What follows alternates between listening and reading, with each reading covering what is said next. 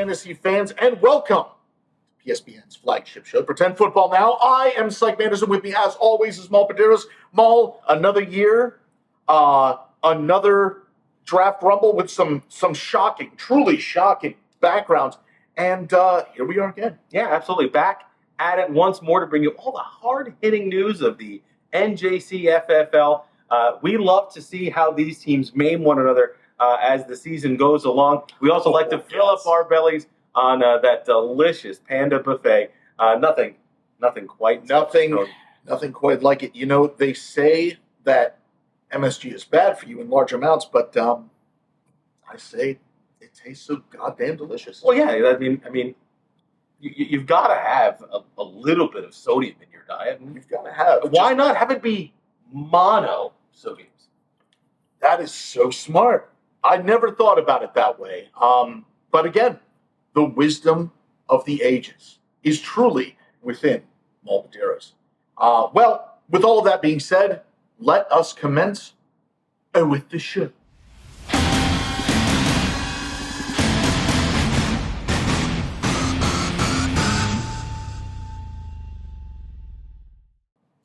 Welcome back, Pretend Sports Junkies.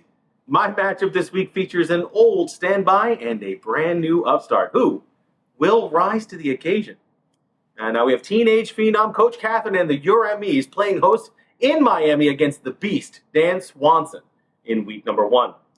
The opening projections for this game had the Beast an 18-point favorite. And who could blame Gage Laser for that?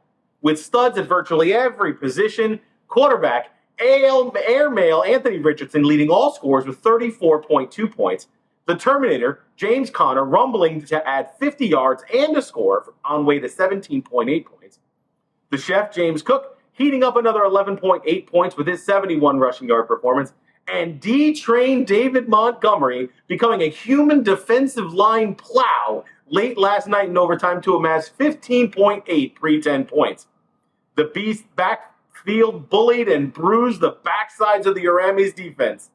How would the diminutive coach respond? By watching her most valuable, I check the draft board player get benched. No, not like this. Coach Catherine was left wanting with the news of Christian McCaffrey's sudden benching, searching everywhere for some semblance of scoring. The best bad quarterback in football, Matt Stafford, scored 19.85 points. His performance sunk by an inexplicable interception in the end zone. He that shall remain nameless scored a very, very paltry 2.6, nearly 10 off of his projection. Keenan Allen, now an outcast from Los Angeles and mired in the offensive cesspit that is Chicago, only scored 4.9. In fact, there was only one player in the whole lineup, Bobby Wagner, that outpaced his projections for the Aramis. Glazer got the results right, but not the margin. Woof, the Beast does what he's been doing since he was in high school, shattering the hearts of little girls. The final total of this bloodbath, heartbreak, 105.1, nearly 45 points over the Aramis, 61.45. It's only one game of a somewhat long and arduous season, but the Beast looks ready to devour all comers, while Coach Catherine is left aimlessly trying to piece together how it could have all gone wrong so spectacular.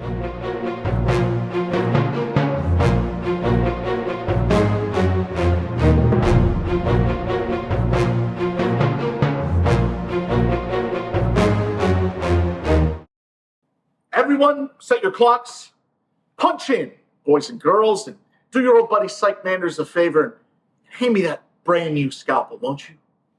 Ooh. Oh, there is nothing quite like that.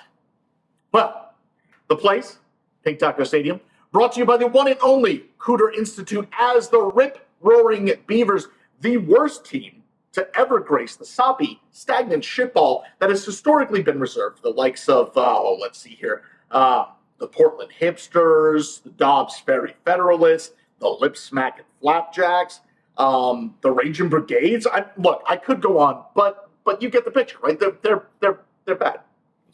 They're real bad. However, They are facing none other than the sorry, sad sack stumblers of South Sharpsville, with Mikey one belt now. It's just one. It's a singular belt now. But that belt may be on the line for the sibling smash fest. It's Cooter Bowl, like 20 or something, whatever. Game starts now. So the Beavers ground their way out of the gates, led by some fantastic efforts by J.K. Dobbins. J.K. Dobby, there we are, who racked up 25.4 points, well over the 4.49 points. Hey, give him a sock, right? You want points? How about them kicker points, baby? Yeah! Oh my God! Chris Big Leg Boswell scored 23.1 delicious kicker points over a projected 5.8. Cooper Solo Cup scored 25 points, well over his projected 12.4, which was honestly pretty high to begin with. However, we had some late flubs. You had Joe the Groundhog Burrow, who looks like the illegal love child, by the way, of Smokin' Jay Cutler and Anakin Skywalker. He did not emerge from his underground home with anything more than 9 points, which was well short of the 22.5 point projection there. And Marvin, how could you? You scored less than a single point when Gage Laser had you stacking 11. Shameful, absolutely shameful, but performance befitting the belligerent Beavers. So, could Mikey, only the one belt now, survive the early onslaught of his bellicose brothers' ball-based beating? Actually he did. He really did. Josh, oh gosh, Allen managed a huge 33.5 points, outstripping his projected 25.3. And Greg, the French tickler Rousseau, He might be French-Canadian. but no, don't step. It doesn't matter. That doesn't matter. Ignore the peanut gallery. He scored 17 points, way over his projected 4.5 points. Enormous. Now, that's not to say that there wasn't any drama on Mikey One Belt's team. I don't know what happened with Adonai Mitchell, but he scored even less point than Marvin.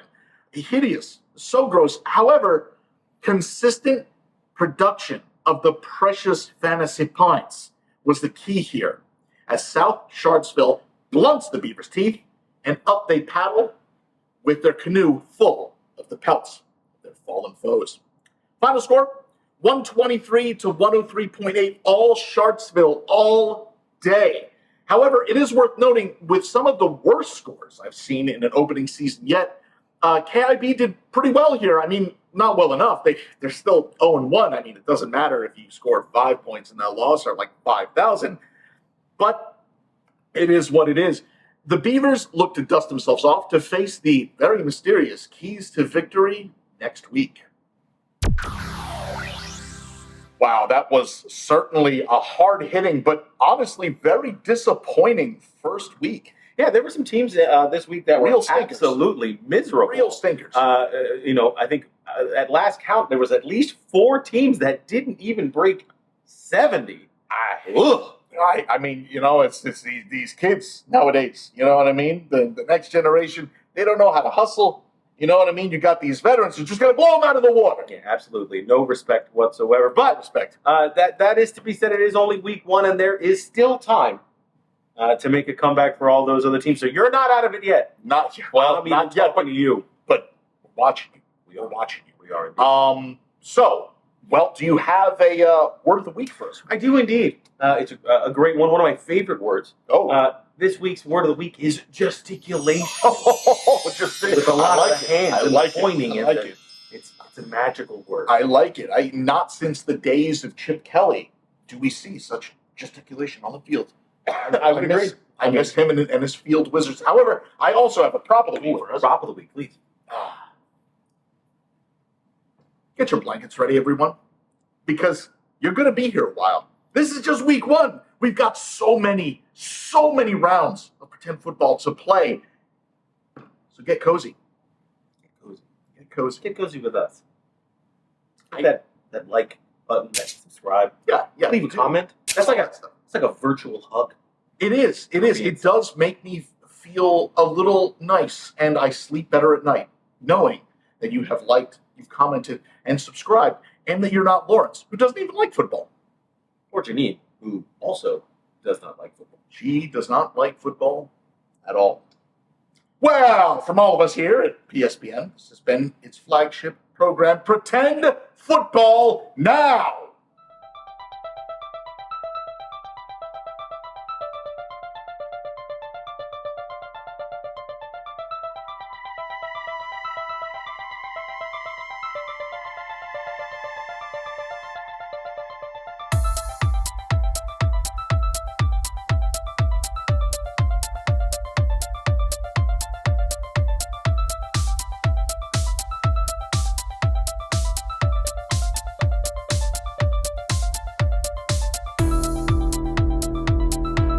You can just put the camera lower on the thing with the thing.